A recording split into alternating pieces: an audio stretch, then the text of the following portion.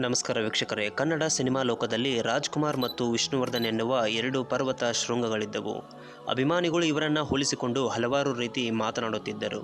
ವೈರತ್ವ, ಪೈಪೋಟಿ ಇಂತಹ ಊಹಾಪೋಹಗಳು ಹಬ್ಬುತ್ತಲೇ ಇವೆ. ಆದರೆ ನಿಜ ಜೀವನದಲ್ಲಿ ಈ ಇಬ್ಬರ ನಟರ ಹೃದಯದಲ್ಲಿದ್ದದ್ದು ಗೌರವ, ಪ್ರೀತಿ ಮಾತ್ರ.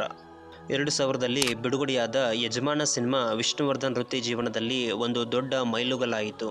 ಸಿನಿಮಾ ಸೂಪರ್ ಹಿಟ್ ಆಯಿತು. ಜನರು ಉತ್ಸಾಹದಿಂದ ಸಿನಿಮಾ ನೋಡಲು ಹರಿದು ಬಂದರು. ಇದೇ ಸಮಯದಲ್ಲಿ ವಿಷ್ಣುದಾದ ಬದುಕಿನಲ್ಲಿ ಅಚ್ಚರಿ ಮೂಡಿಸುವಂತಹ ಘಟನೆಯೊಂದು ನಡೆಯಿತು. ವಿಷ್ಣುವರ್ಧನ್ ವೃತ್ತಿ ಜೀವನದಲ್ಲಿ ಯಜಮಾನ ಹೊಸ ಚರಿತ್ರೆಯನ್ನೇ ಸೃಷ್ಟಿಸಿತು. ಜನರು ಮುಗಿಬಿದ್ದು ಸಿನಿಮಾ ನೋಡಿದರು. ಅಣ್ಣವರು ಕೂಡ ಈ ಸಿನಿಮಾವನ್ನ ನೋಡಿದರು. ಹಾಗಂತ ಸಿನಿಮಾ ನೋಡಿ ಸುಮ್ಮನಾಗಲಿಲ್ಲ. ಸೀದಾ ವಿಷ್ಣುವರ್ಧನ್ ಅವರಿಗೆ ಕರೆ ಮಾಡಿದ್ದರು. ಈ ಘಟನೆಯನ್ನ ವಿಷ್ಣುದಾದ ಸಂದರ್ಶನವೊಂದರಲ್ಲಿ ನೆನಪಿಸಿಕೊಂಡಿದ್ದಾರೆ.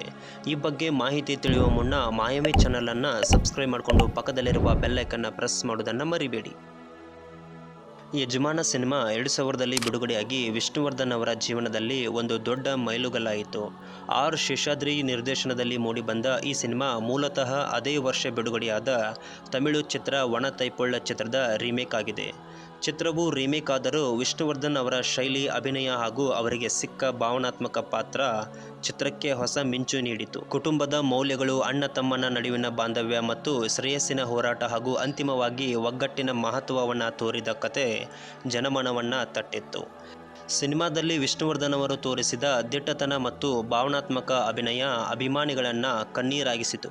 ಈ ಚಿತ್ರದ ಹಾಡುಗಳು ಅಪಾರ ಯಶಸ್ಸನ್ನು ಕಂಡವು. ಜನಮನದಲ್ಲಿ ಅಚ್ಚಳಿಯದ ಗುರುತನ್ನು ಬಿಟ್ಟಿದ್ದವು.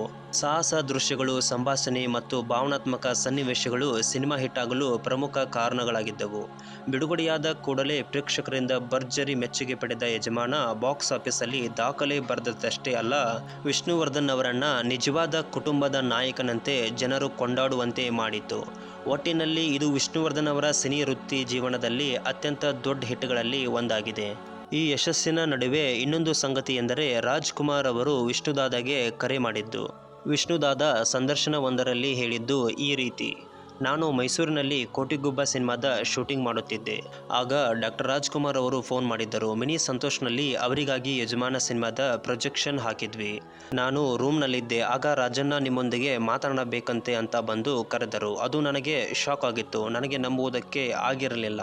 ಮೊದಲ ಬಾರಿಗೆ ರಾಜಣ್ಣ ನನ್ನೊಂದಿಗೆ ಫೋನ್ನಲ್ಲಿ ಮಾತನಾಡಿದ್ದರು. ವಿಷ್ಣು, ನಾನು ನಿಮ್ಮ ಸಿನಿಮಾ ನೋಡಿದೆ. ಆ ಸಿನಿಮಾವನ್ನು ನೋಡಿ ಹೇಳಲಾಗದ ಅನುಭವ ಆಗುತ್ತಿದೆ. ನಾನು ನಿಮ್ಮನ್ನು ನೋಡಬೇಕು ಅಂದರು. ಸರ್, ನಾನು ಮೈಸೂರಿನಲ್ಲಿ ಇದ್ದೇನೆ. ಅದಕ್ಕೆ ಅವರು, ನಾನು ಬಂದು ನಿಮ್ಮನ್ನು ನೋಡಬೇಕು ಅಂದರು. ಆಗ ನಾನು, ನೀವು ನನ್ನನ್ನು ಮುಜುಗರಕ್ಕೆ ಒಳಪಡಿಸುತ್ತಿದ್ದೀರಿ. ನಾನು ಅಂತಹದ್ದೇನೂ ಮಾಡಿಲ್ಲ. ನಾನೇ ಬಂದು ನಿಮ್ಮನ್ನು ಕಾಣುತ್ತೇನೆ ಎಂದು ಹೇಳಿದೆ ಎಂದು ವಿಷ್ಣುವರ್ಧನ್ ಸಂದರ್ಶನದಲ್ಲಿ ಹೇಳಿಕೊಂಡಿದ್ದಾರೆ. ಈ ಘಟನೆಯು ವಿಷ್ಣುವರ್ಧನ್ ಹೃದಯದಲ್ಲಿ ಹಾಗೂ ಇವರಿಬ್ಬರ ನಡುವೆ ಇರುವ ಕೃತಜ್ಞತೆ ಮತ್ತು ಗೌರವವನ್ನ ತೋರಿಸುತ್ತದೆ. ಈ ಇಬ್ಬರ ದಿಗ್ಗಜರ ನಡುವಿನ ಸಂಬಂಧದಲ್ಲಿ ಪೈಪೋಟಿಗಿಂತ ಮೇಲಿದ್ದದ್ದು ಪ್ರೀತಿ, ವೈರತ್ವಕ್ಕಿಂತ ಮೇಲಿದ್ದದ್ದು ಪರಸ್ಪರ ಗೌರವ. ಅಂತಿಮವಾಗಿ ವಿಷ್ಣುವರ್ಧನ್ ಹೇಳಿದ ಮಾತು ಅಣ್ಣವರ ಮೇಲೆ ಅವರಿಗೆ ಗೌರವ ಎಷ್ಟಿತ್ತೆಂದು ತಿಳಿಯುತ್ತದೆ. ಅವರು ಹೇಳಿದ್ದು, ರಾಜ್ಕುಮಾರ್ ಅವರ ಮಟ್ಟದಲ್ಲಿ ಮತ್ತೊಬ್ಬರು ಬರಲೇ ಇಲ್ಲ. ಅವರು ಕನ್ನಡ ಚಿತ್ರರಂಗದ ಶಿಖರ ಪುರುಷ ಎಂದು ಹೇಳಿದ್ದರು. ಅಣ್ಣವರ ಸರಳತೆ ಮತ್ತು ವಿಷ್ಣುದಾದನ ವಿನಮ್ರತೆ ಇವೆರಡೂ ಕನ್ನಡ ಸಿನಿಮಾ ಲೋಕಕ್ಕೆ ಶಾಶ್ವತವಾದ ಪಾಠವಾಗಿದೆ. ನಿಮ್ಮ ಅಭಿಪ್ರಾಯವೇನು? ಇಂತಹ ದಿಗ್ಗಜರ ಬಗ್ಗೆ ಇನ್ನಷ್ಟು ಘಟನೆಗಳನ್ನು ಕೇಳಲು ಆಸಕ್ತಿ ಇದೆಯೇ? ಕಮೆಂಟ್ ಅಲ್ಲಿ ಹಂಚಿಕೊಳ್ಳಿ.